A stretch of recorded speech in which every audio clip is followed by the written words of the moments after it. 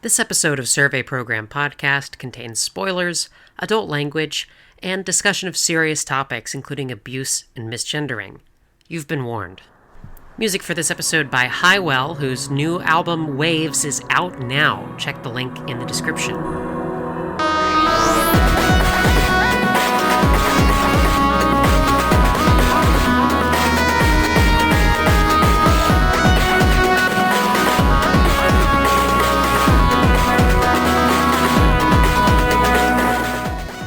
Chair creaking isn't to it. The chair creaking is absolutely going to be all of it. Should I just stand? Should I stand? Unk's dad is just standing. Just stand with my hands in my pocket. Like a dad watching Oppenheimer on you see him, you're just standing.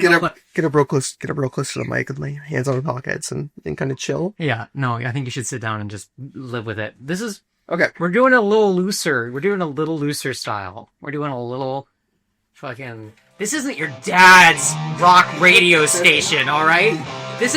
We're not playing soft rock. We're not playing golden oldies. This is Man Country Power Hour. That's right, we've got the hardest takes. We've got the hottest sounds. 103.2 the Delta. 104.2 the Rune. Alright, welcome to Survey Program Podcast. This is episode 6. We're getting this in the can a little bit early because I'm traveling next week. So we're recording it a little bit ahead of time. We've also got a little bird in the room. He's eating. He's not going to listen to you. He's literally having some fucking. He's having some beans right now. Eating some fucking beans, motherfucker. But I'm here with Valerie. Yes. And Valerie, you sent in a story to the very first episode, so listeners already know you if they're completionists. But do you want to introduce yourself and tell me, because you provided the story about playing Deltarune in an abandoned hospital prior to when Chapter 1 first released. Yeah. What's the rest of your history with the game? Rest of my history with the game. I played Chapter 1. Low-key forgot about it. I ambiently enjoyed it for a while. And then played Chapter 2 a few months after being evicted. Yeah. As you recall. I was there. As you might recall. I evicted you. No, I was actually also evicted. 100% true. Yeah. So it was colored by that. I think that kind of why we're doing the podcast, I guess. So I played Chapter 2 and I enjoyed it quite a lot. Perfectly well. But really the only character that stuck with me from Chapter 2 was Rules Card. Yeah. My beloved Rules Card. You see some art of Rules Card up here. I have a drawing, 2 drawings of Rules Card as a girl in a maid outfit on my desk, on my wall from my beloved dear friend, BQ. So Rules Card really stuck with me. And then it wasn't until I played Chapter 3 and 4. I didn't even take the day off, in fact. I was at work getting sent pictures of Rules Card, macking on a couple, 40 or 50 pictures of this. Everyone you know was like, here's some incredibly important information about rules. So I was like, great. Looking forward to playing that. I got home, played it. Played Chapter 1, or Chapter 3, Chapter 4. Reset it, played it again, because I couldn't be Jack and stuff. I was like, enough of this, I need to restart from the start. And I think really what seized me, and what has continued to seize me with the Vice script, is Kris, especially, who's quickly become a hero character, but especially their gender, the relation to gender, and their identity as a person. Everything about their style, their sense of self that kind of peeks through, really, really fascinates me very intensely. And, it's driven us to this point where we're talking about. You're my non-binary correspondent. I am the chief non-binary correspondent of survey program. Valerie knows the name of the show. Survey program. I've listened to an episode. Valerie knows the name of the show. Their partner fucking does every week. Yeah. You were on the last show, but not with me. This is I think you did an intermission episode. I ran an episode. Yeah. I ran a standard episode. But I don't think we actually did an episode together. No, we did. Was it intermission? No, I think Maybe it was. I don't think we did a main series episode together. I really don't. I think this is our first time we're actually recording a podcast. Sad. Yeah. No, we've taken our act on the road and played in Riga Stratomatic Baseball League and such, but this is our first time. But before we get into like the main meat of this episode, I do want to talk about that experience of like, deepening interest in the game after 3 and 4, because I also experienced that, right? Like, I played 1 and 2 on release, I liked it, but 3 and 4 really sparked something in me, and a huge part was Kris, and, you go back to 1 and 2, and I've replayed them now, and it's Kris is a much deeper already than with what you know now from 3 and 4. It turns out it's really useful and really interesting when the protagonist of your game is like a fully fleshed out, interesting character. And Kris having these ancillary motives and being this kind of mystery outside of the player's control and having this past that exists, I think is really, really critical to understanding them. And that's sort of the main topic here, is like Kris as a character with a past, right? And we're going to be talking especially Kris through the lens of gender, because Kris is one of the most prominent trans characters in fiction, right? Like, Kris is the non-binary protagonist of simply one of year. Yeah, of the year. The non-binary protagonist of the year. That's an award given out by IGN every year. Yeah. Non-binary character of the decade. Yeah. Yeah. I think it's genuinely extremely important that the protagonist of this game is transgender, right? Yeah. And that's a massive deal for one of the most prominent indie games of all time.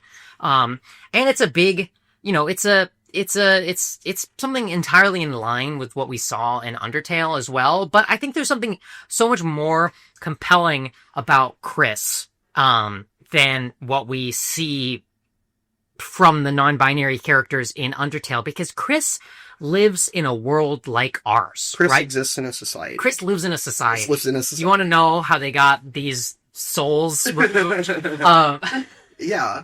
But the world of Undertale is fantastical, right? And as trans women or trans men or non-binary people, like, we might like Mad Mew Mew and Metaton and Napstablook, right? But their experiences with transition only resemble ours on a metaphorical sense, right? Because they don't live in a society resembling our own with strict gender roles, and the rules of their world don't work like ours, right? Ghosts. They're literally ghosts. They're also like assigned non-binary at birth. Yeah. And also, like, that sort of status, it's like, there's only so much, their sort of transness can only exist on the level of sort of metaphor, and whereas Kris, like, lives in a society, like, has a personal history, goes to a school like ours, like, has a family environment like ours, like, has kind of a conservative parent,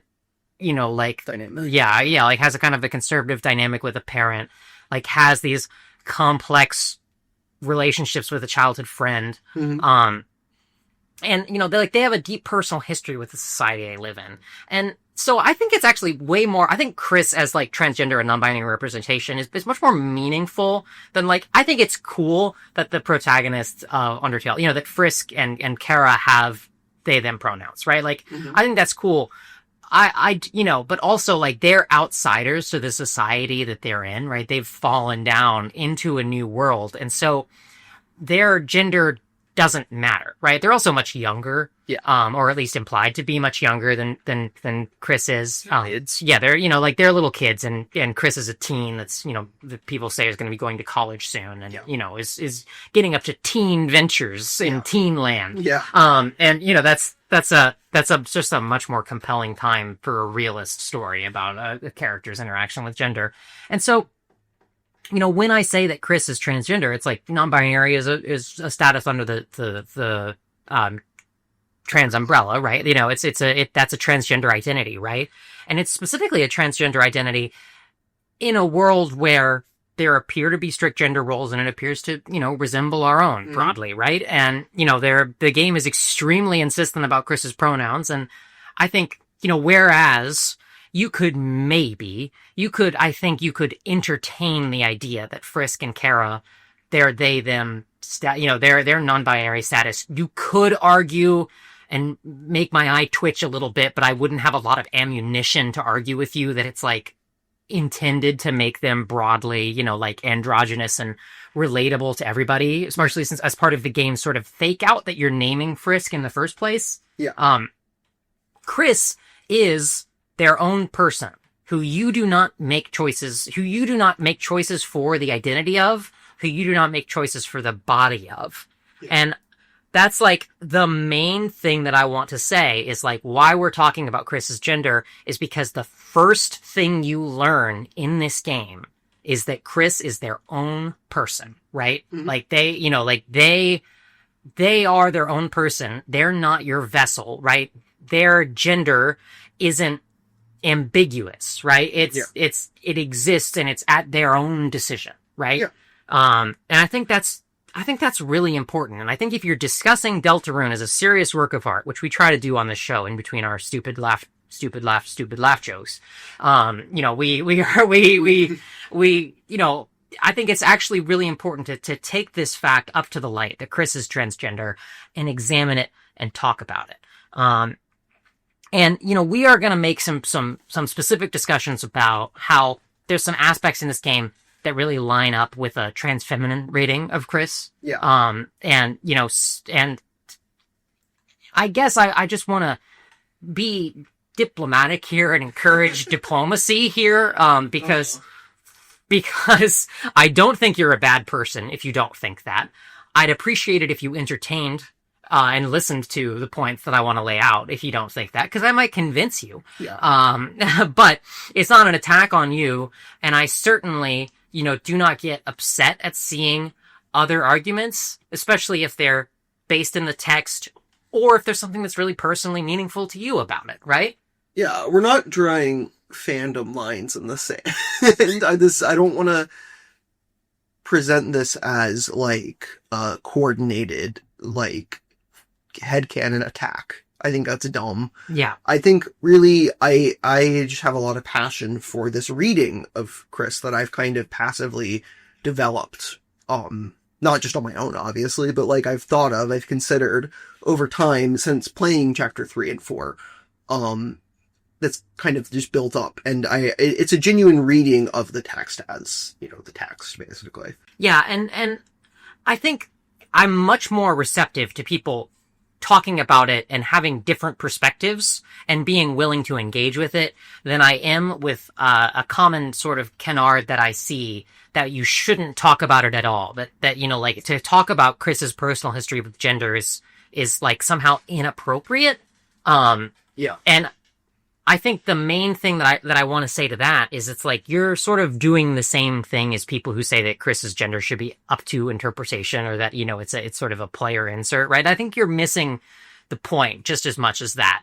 And that's because, this is a character in a serious literary work that has a pre-established history. And I think it is actually important to bring that to light and talk about it. And non-binary people in real life, exist and have complicated histories with gender and move through life, with that perception, with that understanding. And I think it's genuinely quite dismissive to say that you can never try to paint a non-binary character in fiction as anything other than this like perfect neutral who's like perfectly unchanging and static and like, never, and as like this finished, fully baked product. And I think that's so dismissive and simplistic. Yeah, as a perfectly neutral person, perfectly neutral object, right?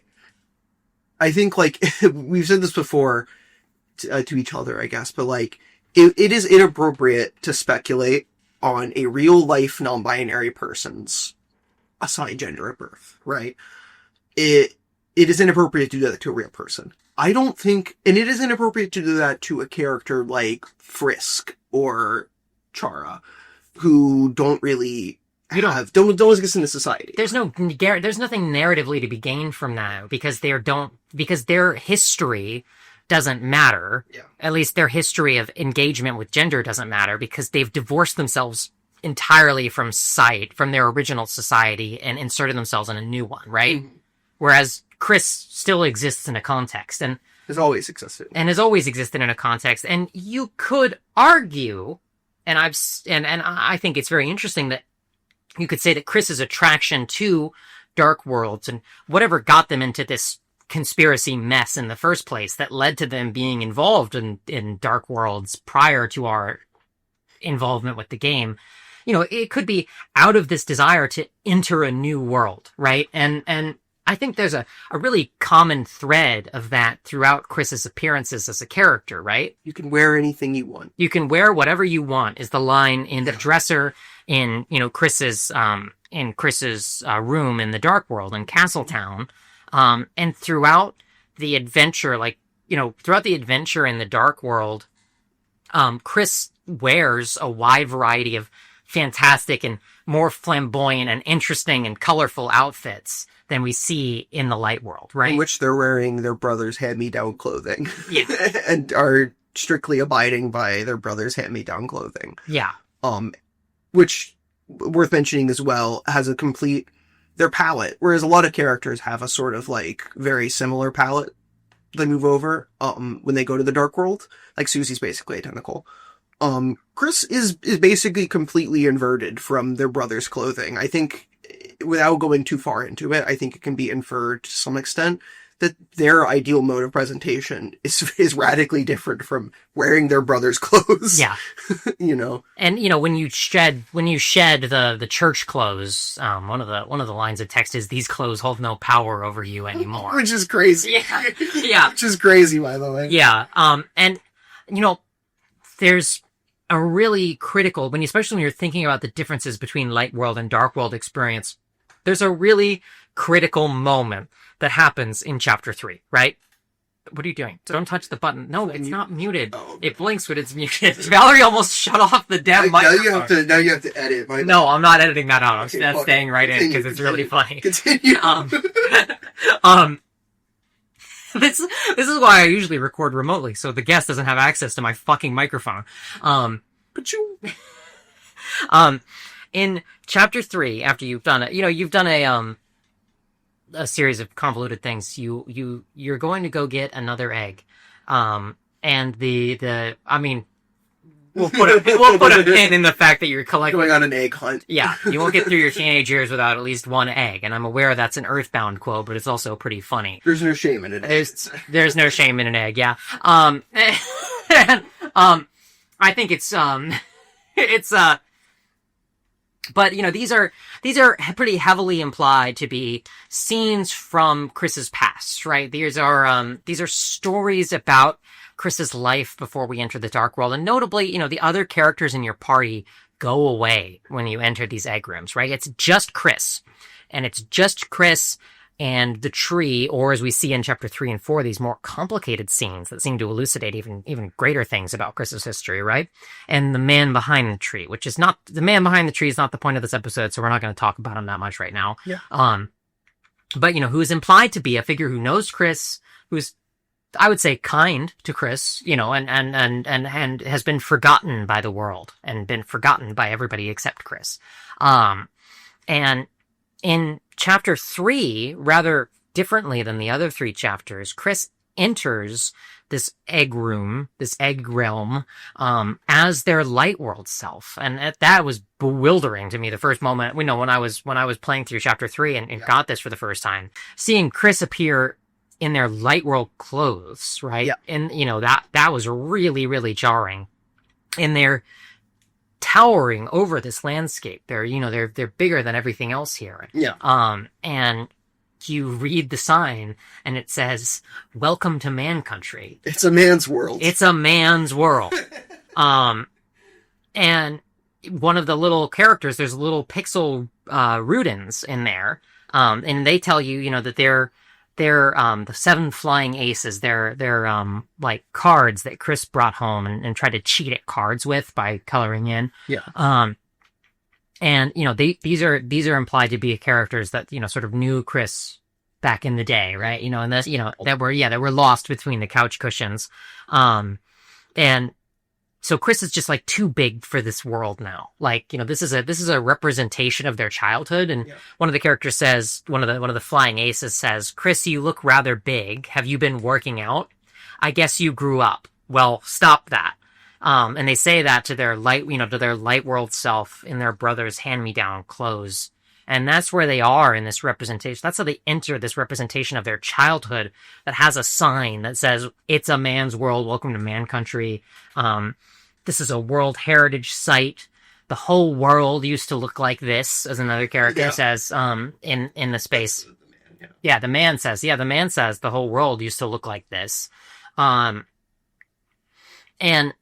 as you talk to these characters, you work your way to the man, to the tree, and you have this conversation with the man who's... Don't forget, non-men are okay too. And right, of course, the sign. Non-men are okay too. Right? A-okay. Non-men are A-okay too. That's going to be the title of the episode. Directly next to It's a Man's World. Directly next to It's a Man's World. Yeah, and like...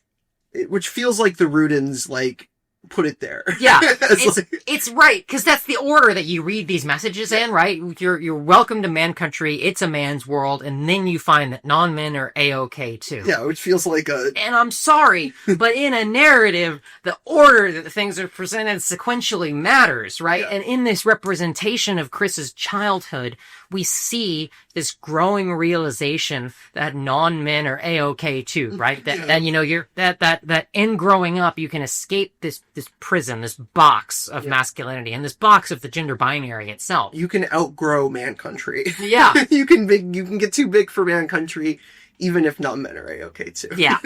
And when you go and speak to the man behind the tree, and, you get this really quite heartening message. I think some of my favorite writing in the game part of it is about the long, whether it's 11 hours or 11 years, Deltarune will be waiting, that I talked about in the very first episode.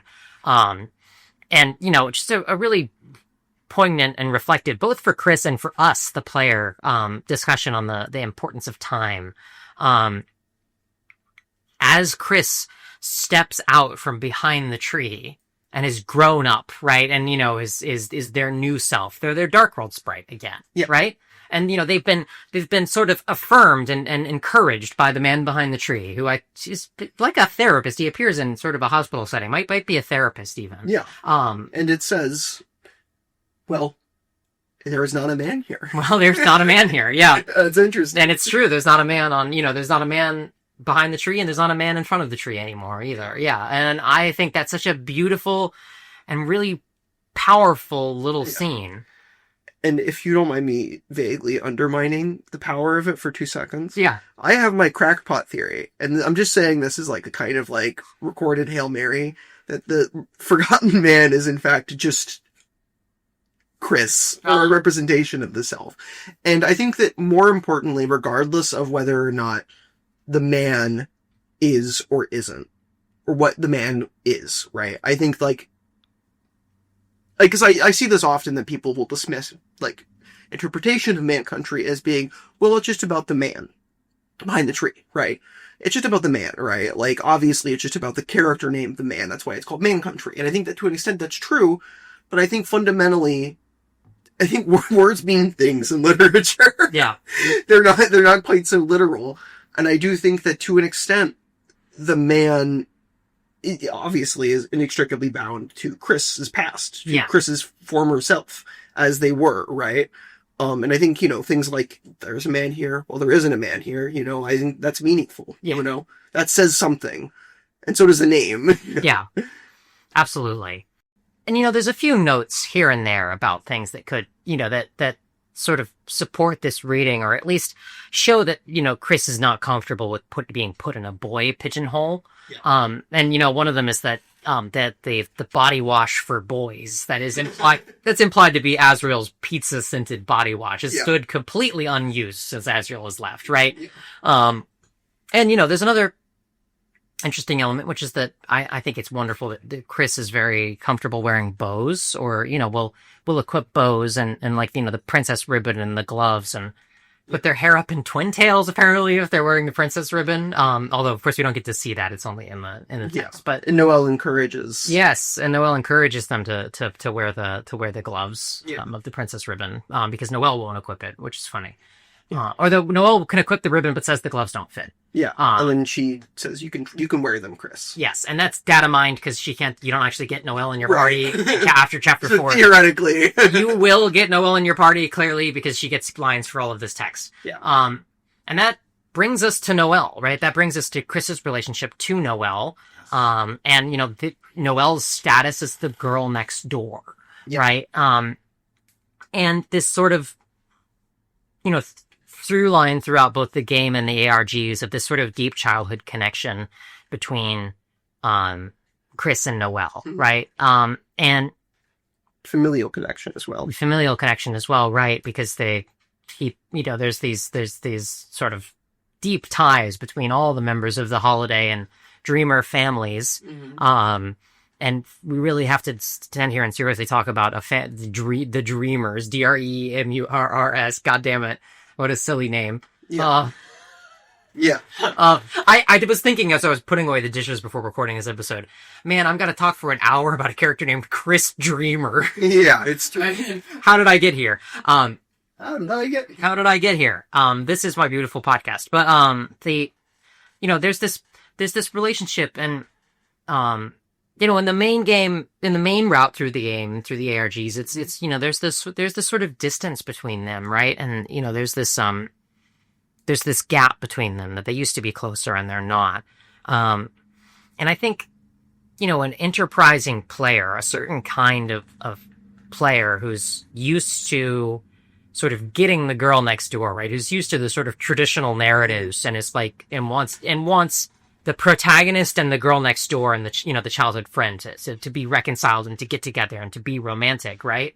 There's a whole through line in that, and it's called the weird route, right? And it's playing out this very traditional narrative between Kris and Noelle, right? That sort of starts with, as part of this relationship, as part of this narrative in the weird route, you sort of push the nascent relationship between Noelle and Susie aside and say, and have Kris say, I will ride with you on the Ferris wheel, right? I will do these date-like activities with you instead. Yeah. I will give you this ring. I will give you this, with this sort of this date ring. Dating ring. Which has a sort of continual series of objections from Noelle, but not completely, not half-hearted, basically. Yeah. Series of objections from Noelle, who seems to be in a state of confusion. Obviously to her this is a dream. But she seems to be why would Kris be proposing? That's not something they would be doing, proposing to me or acting as. It's like a state of disbelief, right? Yeah. It's like a state of disbelief that Kris would be playing this role I think you said Noelle afraid that she's misgendering her friend in her dream. Yeah. Yeah, why? Right, why is Kris, buying me a ring and doing all this stuff and all this man stuff? Yeah, exactly. And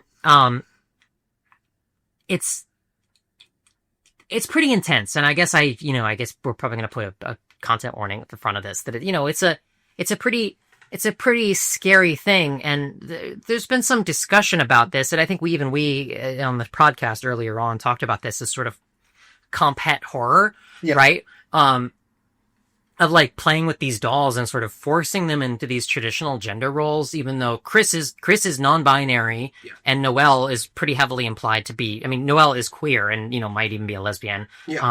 We're not gonna have this. No, we're not doing that right now. But instead you're cutting out these paper dolls and you're forcing them to play out this sort of fantasy of girl next door, protagonist romantic relationship built on sort of control. Yeah, heroic knight. The heroic knight and the damsel in distress that needs protecting. Right? You're forcing Kris to be the knight in shining armor. In a very protective and domineering way. You force Kris to push her around. You force Kris to make decisions for her, to tell her what to do, to sort of physically intimidate her, to get up close to her and everything. And, of course, while physical intimidation isn't necessarily gendered, let's not just be serious, you Yeah, know? let's remember that it carries heavy connotations in our current societal context. Right, of like someone dominating a woman. Especially since part of the introduction to this route involves, inflicting like grievous physical harm on like Noelle's male level. Yeah, like that the weaker male pursuing Noelle. Protecting her from him. Yeah. As you can make Kris say. Yeah, exactly. Yeah. I think like this might be a digression that we don't need to go into too far, but I think is worth fleshing out for this. That I think my understanding of the weird route, my understanding of all the things you can make Kris say, is they're necessarily things that Kris could do. Not that they would do, but that they could do, that they think. They're necessarily, I think to a degree, intrusive thoughts, right? Yeah. That these aren't coming out of nowhere. This is not Chara killing Spamton, right? Yeah. These are like Deus Ex, like, interventions, necessarily. As much as they are things that I think that Kris would do, or could have the impulses to do, like intrusive thoughts. Yeah. Severe intrusive thoughts, right? To domineer their friend, right? To, like, become the love interest to their friend, to make themselves the love interest, right?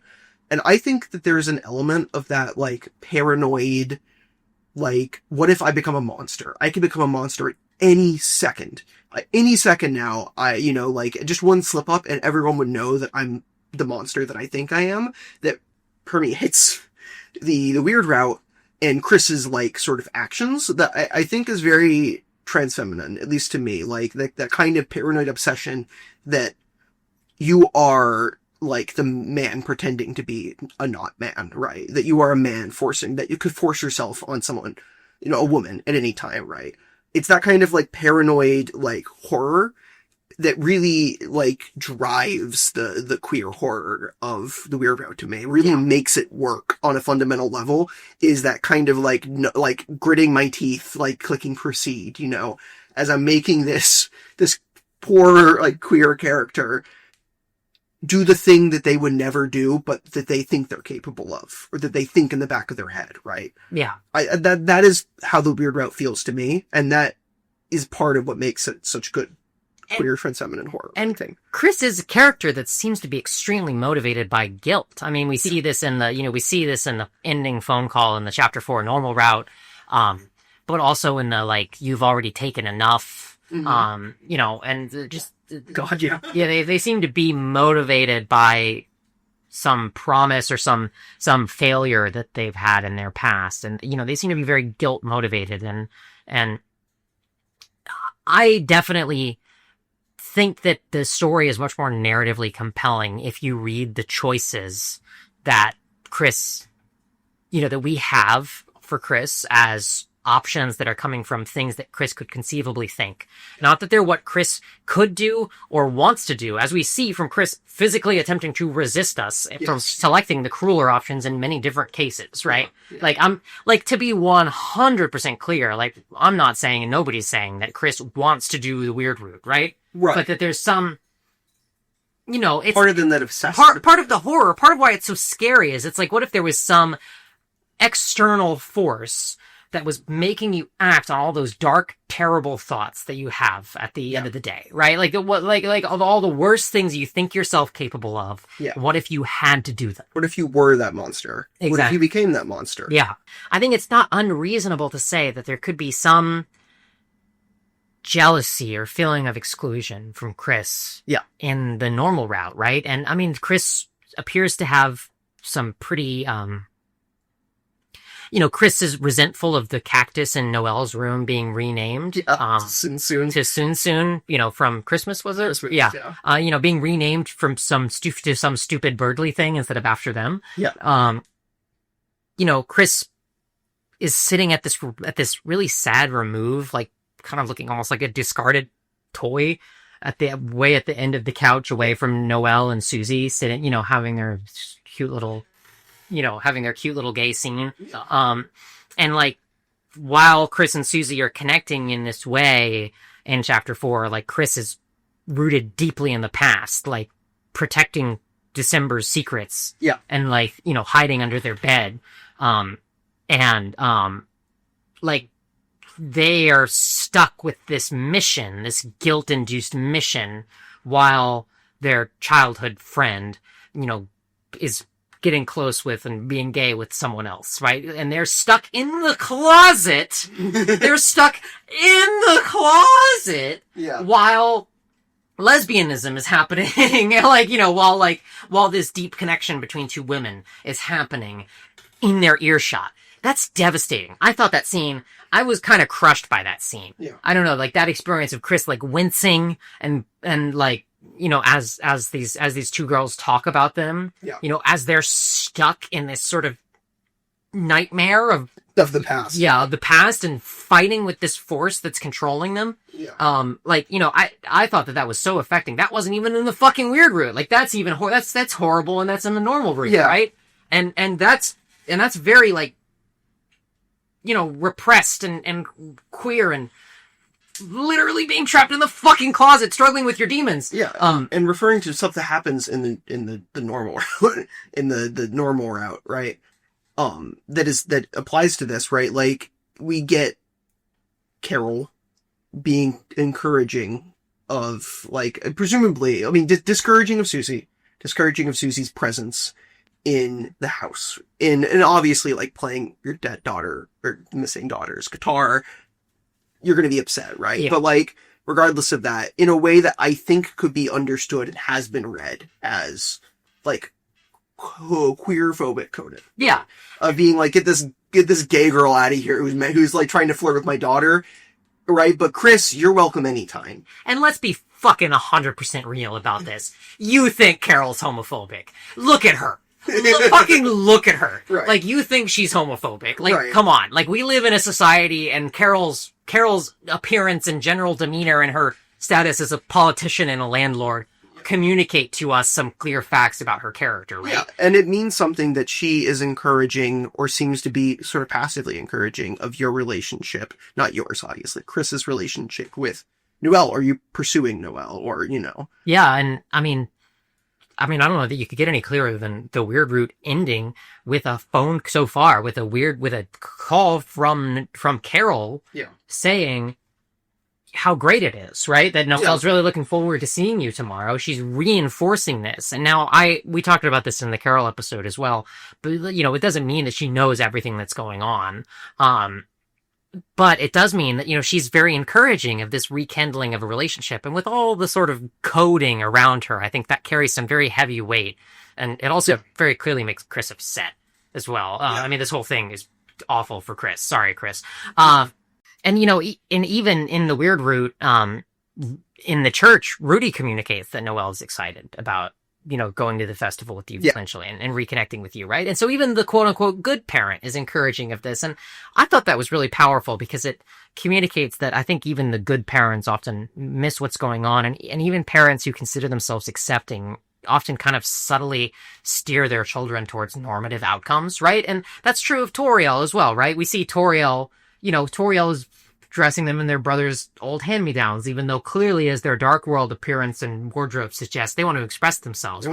They would dress wildly differently if they could. They would dress like a doctor, like a nurse. They would wear a gay little waiter outfit with heels. They have such a wild and varied mode of expression in the dark world that is so extremely narrowed down into two outfits, both their brothers, in the light world. Yeah. Like, to a degree, I think, like, everyone around Kris, their mom, their dad, perhaps, but to a degree that we haven't maybe seen yet, maybe check back in a year. And, like, the sort of semi-parental figures of Rudy and Carol are encouraging of this, normality. Well, not outwardly, like, down on or disrespectful of their identity, necessarily. Like, they don't ever say, like, he or she. They don't say anything, right? They say they. They respect, at least outwardly, Kris as they are. Yeah. But there's a sort of pressures and what's, the sort of tendencies, Yeah. And I think, like, the symbolism behind that, like, Girl Next Door, and the boy next door necessarily, like, you know, heavy quotes there. Getting married, is sort of, can be represented or can be seen in the sort of like mass cultural digestion of the symbolism of the weird route, right? Yeah. Where you see a lot of art and a lot of interpretation, but yeah, a lot of art of, Kris and Noelle in like wedding outfits, mostly Kris in tuxes, by the way. And like Noelle in a wedding dress or vice versa or whatever, you know, but like them being married and bound together in this like loveless, like marriage through the symbolism of the weird route. And obviously, like, if you're acting in bad faith, you might ask, like, what's so, like, you know, like, what's so, like, you know, like, female X non-binary is, you know, like, not heteronormative, right? Right. But I think that, one, that's acting in bad faith, and two, that's not paying attention to the details of the weird route, which is oppressively heteronormative, you know, you're really domineering and controlling this woman, right? You're really putting yourself in the role of the man to the point where, and this is something I just replayed the weird route, or played it for the first time, a few days ago, and, couldn't believe that, like, that right after you do the Snowgrave thing, or after that Noelle walks away, you enter a manhole. Yeah. To rejoin your friends, you have to enter a manhole. And I know it's just like a piece of architecture, but like with all of the stuff about the man and man country and everything, and you know, I walked up to the manhole that I had to make Kris enter after I spent like half an hour dominating and pushing around, like being the knight in shining armor from Noelle, making Kris be a man, you know? And walking up to that, I just walked right into a brick wall like 3 times with Kris. I was just like, you gotta be fucking kidding me, dude. Like, and the incredible thing about that is it's mirrored again in the sword route. Yeah. Where you do this power fantasy, you know, through where you force Kris to enact this power fantasy again. Yeah. In this, you know, in this video game context this time. And I think there's something really important about how the concept of getting stronger is tied to Noelle and tied to video games and tied to a certain type of like toxic gamer idea. Yeah. But you have to enter the manhole again in the sword route. And I thought that was so obnoxious that the symbolism gets repeated just in case you missed it the first time. For sure. And I thought that's just so, it's so crazy. I mean, it's like, I think that it's entirely appropriate to say that, yes, sometimes stories in this game are told via stupid fucking metaphors. Yeah. Your gamer metaphors. Yeah. And there's this whole thing that's tied in with that. You know, we talked a little bit about that last week with this sort of traditional, you know, the way that Moon, one of Undertale's inspirations, sort of deconstructed this player role as the, like, conquering hero who's just killing to become stronger. As the, you know, this very, you know, big, bulky, armored up knight, right? And I think that's just so fascinating that there's this constant through line throughout Undertale and Deltarune of this gamery urge to get stronger being tied in with, I think, through Berdly and through all the cultural connotations of gamer anger being tied in with like this sort of toxic masculinity, right? And, you know, Berdly is kind of a pathetic reflection of this ideology, right? And Berdly is pretty quickly dismissed when this shit gets serious, in the weird route. But still, like, Berdly, I think, is important to understand in this context, is this, like, male friend of Kris. But, like, I don't know, I think the fact that Berdly has a role in all of this is really interesting, right? And especially since, despite the estrangement from Noelle, Kris was still connected with Berdly, right? Like, they wave dash together. Yeah, it's implied that Kris still plays video games with Berdly, like, on the regular. Minecraft. Kris plays Minecraft and fighting, and, you know, super fighting, what is it? Super fighting? Yeah. Super smashing fighters? Is that it? Yeah. I'm gonna get canceled for not knowing that. I believe. Yeah. But, like, I don't know, I just think that's so interesting that, I don't know, maybe Berdly's under discussed. I'm going to compliment that by not actually adding anything to your point and talking about a different character instead. Okay. Because one thing I just remembered It's not even on our notes. Something I just remembered. Another thing that's been sort of mass digested, I think, into like the cultural consciousness of Deltarune fans is the Ralsei reading. Yeah, that's true.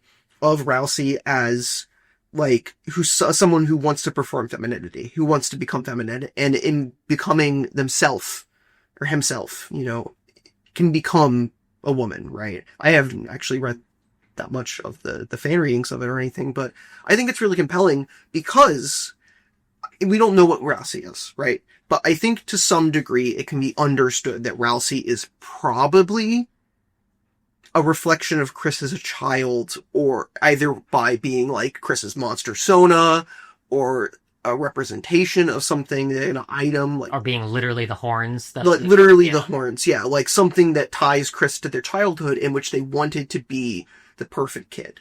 No pun intended. Because they were a little goat. I mean, right, and that should be...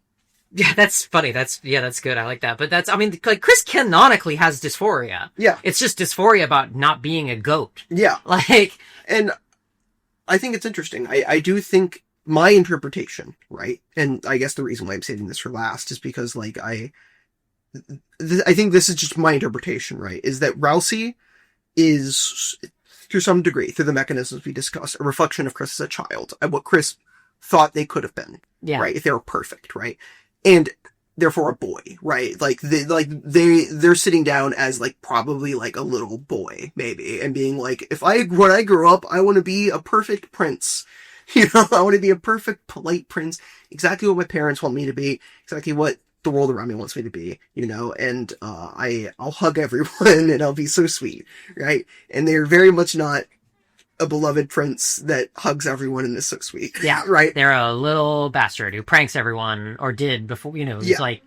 Yeah, and I think that if you see Ralsei as trans feminine, or can understand that reading, I would say, take that reflection of how Ralsei wants to become feminine, or perform femininity, and you can apply that to Kris just as much if you understand that if you understand Ralsei as like a reflection of Kris's childhood, right?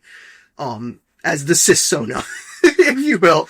And I think this, of course, is mostly like forecasting, maybe even wish casting for chapter 5. Like, who knows what happens, Yeah. We'll get back to you in a year.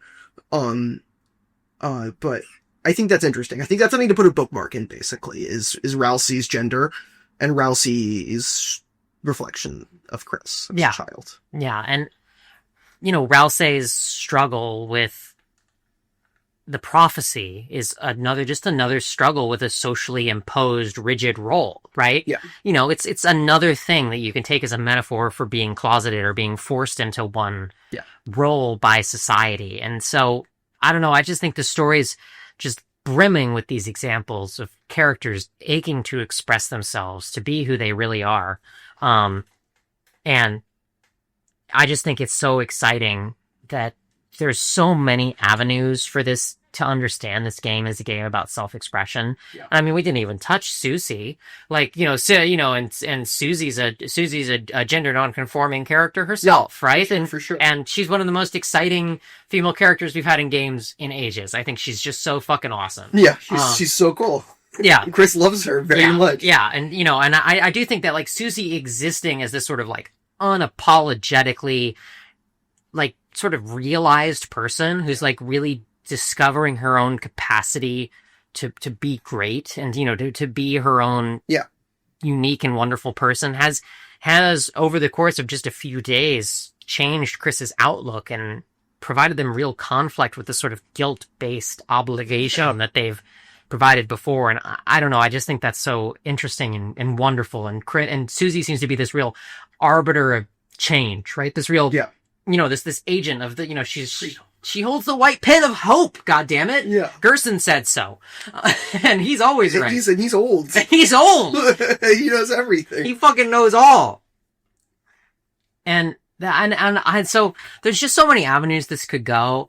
And so I don't want you to take this speculation as saying that, we're predicting any one thing is going to happen. I am. Yeah, Valerie is. I'm predicting. I'm staking my reputation. No, I'm just kidding. Like, the thing is, I love Kris as a character. I think Kris is a really great character. And no matter what, if nothing's fleshed out, if everything's fleshed out, if it's fleshed out, vice versa, backwards, upside down, whatever, I don't care, because I think Kris is a really great character. And, you know, like Kate is saying, our stake in this is not, like, drawing a line in the sand and saying, this is our cool fandom castle. You know, like, this is our cool fandom, like no one else is allowed to come into our cool fandom castle, because we're calling our shots, you know, we're big shots, you know? And we've got a shadow crystal in here too, so you better get ready. Little yellow shadow crystal right over there. Palm? No beeps from him. No beeps from Palm. He was asleep. Oh, he was sleeping. Just like Lancer in Chris's pocket during the weird round. That's right? true. He's literally too whimsical. There's a gamer reference for you. Yeah, he's literally too whimsical for the weird There's round. a gamer's reference for you. Yeah. So I guess to wrap it up, from my perspective, this is the thing I posted. I mentioned this like 1 week after playing chapter 3 and 4, is that I could be wrong, and it's fine if I'm wrong. But I think that if I'm correct in understanding and reading the text that Kris is trans feminine, or that Kris has some kind of transitionary motion as a trans femme, however you want to define that, right? That if that is true to the text and becomes true, that I think that going on a hunt through Kris's past to collect 7 eggs will be like the most ham-fisted, like, how did you not get that shit? Like, ever, in retrospect. If people be like, what the fuck? Like, nice game idea, like, nice indie game idea, hun. But like, maybe be a little less subtle next time. Not, you know, just like, so whatever, like, trans femme indie gamer, you know? Like, I think that it has real, like, I think that it could be, you know, on the nose. It could be seen as on the nose in 5 years. Or it could just be seen as a complete coincidence in 5 years. Who knows? I'm just reading the text. I can't change fate. Only you can. You don't have the white pen of hope. I don't have the white pen of hope. I'm just a person. I'm just a guy. All right. I think that does wrap us up. Sweaty as fuck. I'm so sweaty. We had to turn the air conditioning off so it wasn't loud. Turn it on now. Turning my air conditioning on. It's probably not even going to be like kicked off. It's not even plugged in. It's not even plugged. It's not even we closed the window too. So We've just been fucking roasting in here. Sweltering in here. Oh my god. This is what the whole episode would have sounded like if we Talking about egg hunts. If we were comfortable, this is what the whole episode would have sounded like. And just in case she cuts it out, because I think she might, I have a hunch. What if it was called a tortilla instead of a tortilla, and it screamed loud as fuck? Shut the fuck up! When you bit into it. I just started screaming and bleeding everywhere when you bit into that shit, you know what I mean? That's survey program.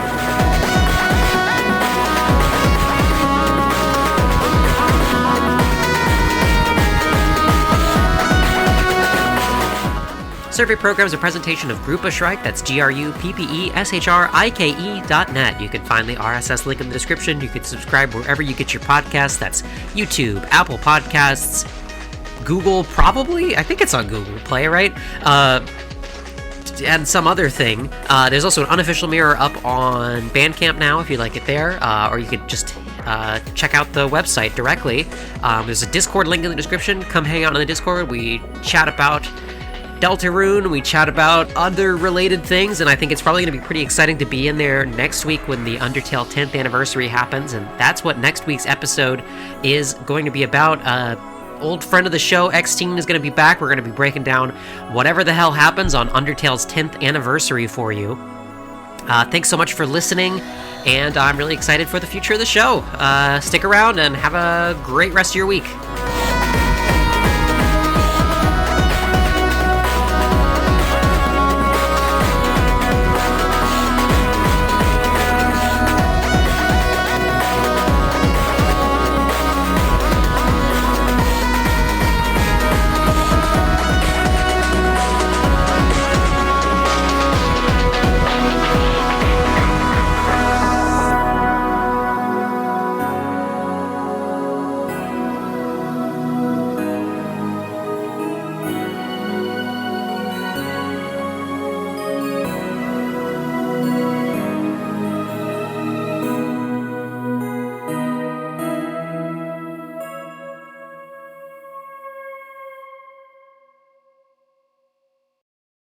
Group A Strike Amalgamated General Productions GmbH.